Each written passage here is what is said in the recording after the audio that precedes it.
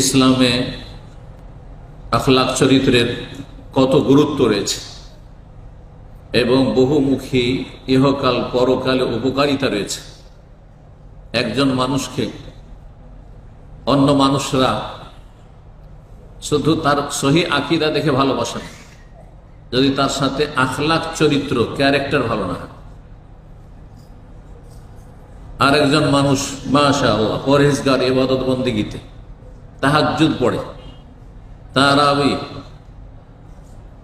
সালাতুদ দুহা, চাস্তের নামাজ, আরো কত কি ফরজ নফল খুব বেশি ইবাদত বন্দেগী করে, বেশি দান সাদকা করে, বেশি রোজা রাখে, কিন্তু একজন মানুষকে মানুষ ভালোবাসে,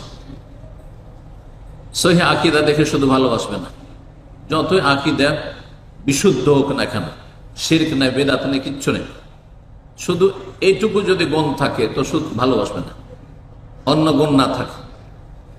ইবাদত বন্দেগী খুব পাকা, একবারে ইবাদত বন্দেগীতে কোনো কমতি নাই, ফরজ নফল, নামাজ রোজায় কোনো কমতি নেই, প্রতি সোমবার বৃহস্পতি রোজা রাখে, আর কত নফল নামাজ পড়ে, এর সাথে 17 রাকাত দেশে আছে না। কিন্তু আখলাক চরিত্র যদি ভালো না হয় তাহলে ওকে ভালোবাসবে? ওর মুসল্লি আনা দেখে ভালোবাসবে? কখনো ভালোবাসবে না। তো মানুষ মানুষকে ভালোবাসে কিসের ভিত্তিতে? উত্তম চরিত্রের ভিত্তিতে, ভালো আচরণের ভিত্তিতে। যার সাথে আপনি যত বেশি ভালো আচরণ করবেন সে তত বেশি মুগ্ধ হবে, আপনাকে অন্তর থেকে ভালোবাসবে। এই ভালোবাসা পয়সা দিয়েও কেনা যায় না, আর রাষ্ট্রীয় ক্ষমতা দিয়েও কেনা যায় না, মানুষের উত্তম চরিত্র দিয়ে কিনতে হয়।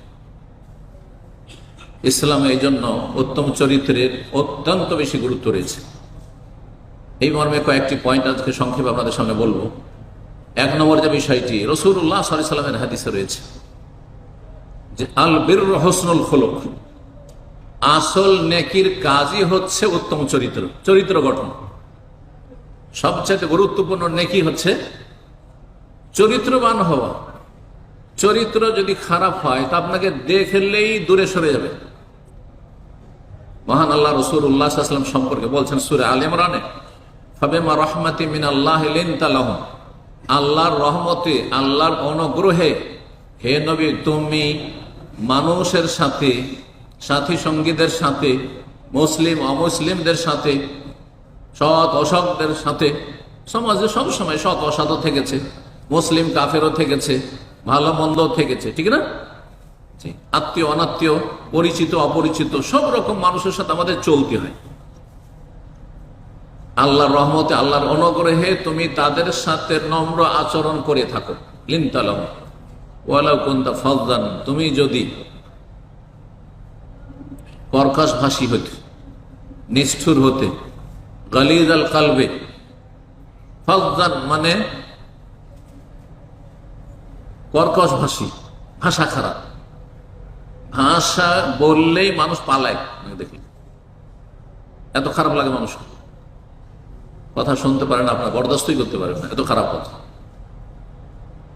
গালিজ আল কালব, আর অন্তরটা যদি নিষ্ঠুর হয়, মায়া মমতা নেই, সমবেদনা নেই, ভালোবাসা সম্প্রীতি নেই, হঠকারিতা, যদি এমনটা হতে লান ফাদ্দু মিন হাওলিক, হে নবী তোমার কাছ থেকে ও লোকেরা পালায়ন করত, সব সরে যেত, কেউ বসবে না, কেউ বসবে না। খারাপ লোককে সবাই ভয় করে, খারাপ লোককে সবাই ভয় করে। রাসূলুল্লাহ সাল্লাল্লাহু আলাইহি ওয়াসাল্লামের একটি হাদিস রয়েছে, ইন্না মিন শাররিন নাসি মানজিলাতান ইয়াউমাল কিয়ামা, সহিহ বুখারী হাদিস, কিয়ামতের দিনে সবচেয়ে নিকৃষ্ট ব্যক্তি ওই ব্যক্তি, মান তারাকাহুন নাস, অন্য রিওয়ায়াত মান ওয়াদাহুন নাস ইত্তিকা ফুহশিহি ওয়া ইত্তিকা শাররিহি, যার খারাপি, যার অনিষ্ট, যার অন্যায় অশ্লীলতা থেকে রক্ষা পাওয়ার জন্য মানুষ কেটে পড়ে।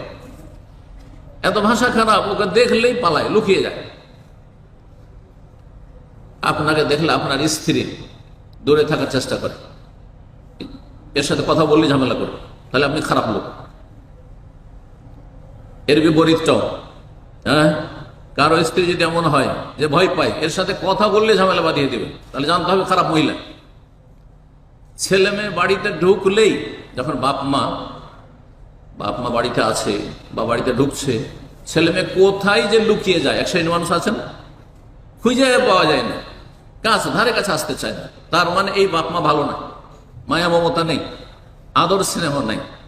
কিন্তু আদর স্নেহের একটা সীমা আছে। আবার আদর স্নেহ করতে গিয়ে পাপে যেন আপনার ছেলেরা লিপ্ত না হয়ে যায়, মানে এত ছাড় দেবেন না।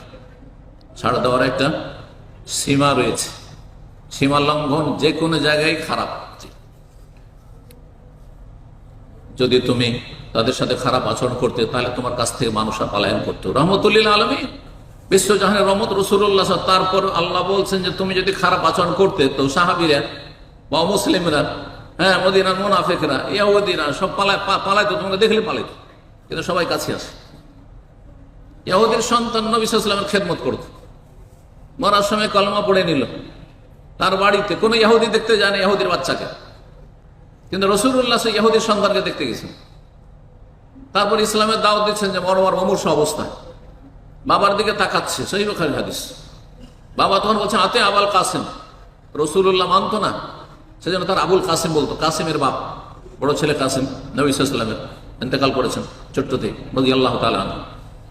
আবুল কাসিমের কথা শুনে নাও, মেনে নাও, যা বলছে শুনে নাও, কলমা পড়ে নাও। সুবহানাল্লাহ, কত ভালো আচরণ করলে এটা একজন বাপ কাফের, তাও কট্টরপন্থী ইহুদি, হ্যাঁ, চরমপন্থী জালেমেরা, হ্যাঁ, সেই কথা বলতে পারে যে মুহাম্মদ সাল্লাল্লাহু আলাইহি ওয়াসাল্লামের কথা শুনে নাও, মেনে নাও।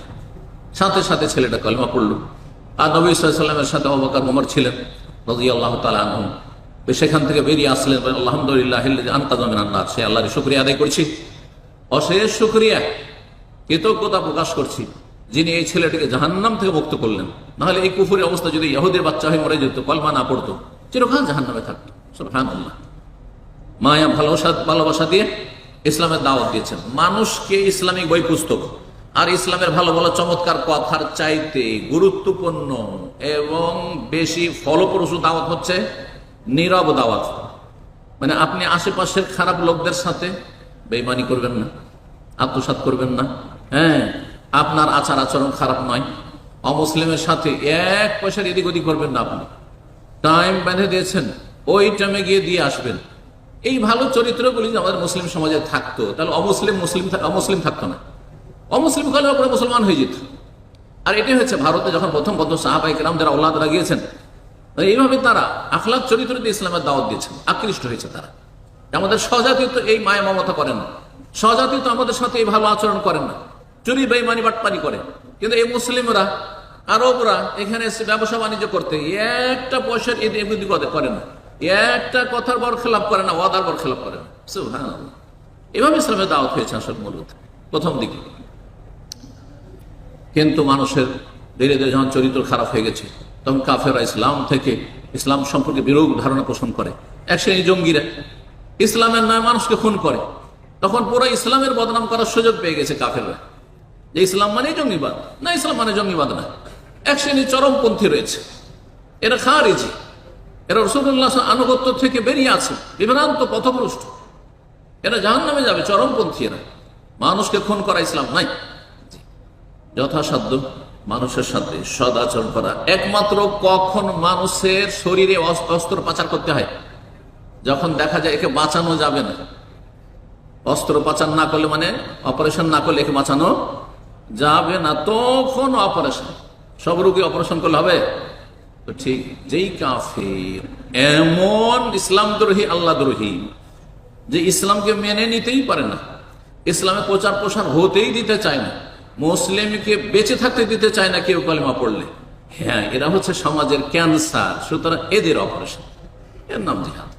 আর সেটা সরকার করবে, পাবলিক নয়, মুফতি নয়, মোল্লারা নয়। আল্লাহ হেফাজত করুক, আল্লাহ সঠিক বুঝদান করুক।